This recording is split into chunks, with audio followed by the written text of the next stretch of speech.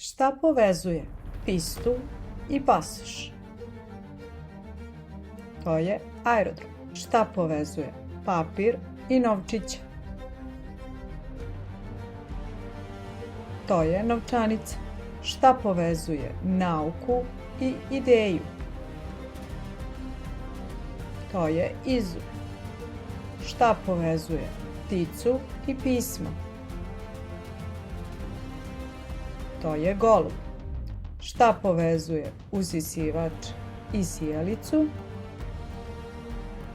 To je struja. Šta povezuje aerodrom, novčanicu, izum, goluba i struju? To je naravno Nikola Tesla. Nikola Tesla bio je super pametan pronalazač. On je izmislio mnogo stvari, čak oko 300. Najvažnija stvar koju je izmislio jeste posebna vrsta struje koja danas svetli u našim kućama. Tesla je takođe imao jedno veliko srce, posebno za golubove, koje je mnogo voleo. Danas ga se sećamo na posebne načine. Njegov lik je na novčanici od 100 dinara, a aerodrom u Beogradu je nazvan po njemu.